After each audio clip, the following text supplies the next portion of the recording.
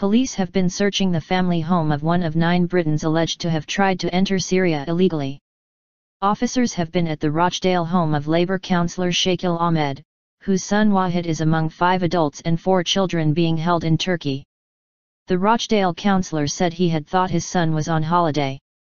The Foreign Office are providing consular assistance to the British nationals but cannot confirm when they will be deported back to the UK. Waheed's aunt, Zadia Bi, 2 of her sons and 1 of their wives, were the other adults detained, Mr. Ahmed said. The group from Rochdale, which also included children aged 1, 3, 8, and 11, was seized in Hatay near the Syrian border on Wednesday. Good future. In a statement, Mr. Ahmed said he wanted his son to come home as soon as possible so I can find out what's going on. My son is a good Muslim and his loyalties belong to Britain, so I don't understand what he's doing there, he said. If I thought for a second that he was in danger of being radicalized, I would have reported him to the authorities.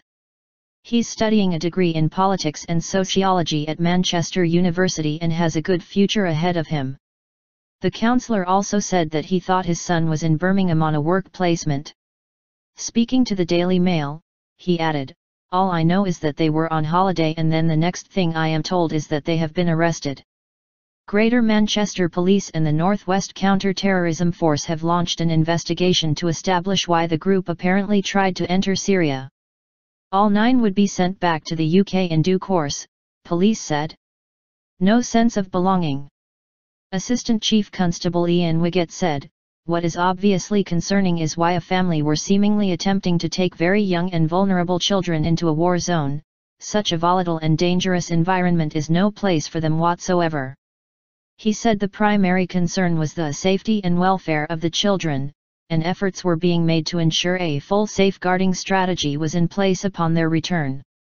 Officers had uncovered no evidence whatsoever of any imminent threat to the UK that was linked to the group, police added. Usman Nawaz, 25, who was part of the last Labour government's Young Muslims Advisory Group and attended the same school as Waheed Ahmed, told BBC Radio 4's Today programme that some young British Muslims do not feel a sense of belonging. He said, "For some it probably is an adventure but for others they think they are doing something noble so it's the narrative that's being presented to them." Dalit Ali, a family friend of Shakil Ahmed told BBC Radio 5 Live Mr. Ahmed was in a state of shock. "I spent the day with him yesterday.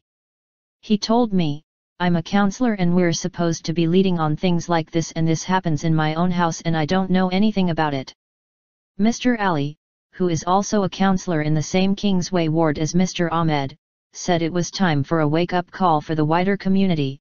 "There's been many wake-up calls before but we have to be assertive and work together with all communities, all sections, and with children."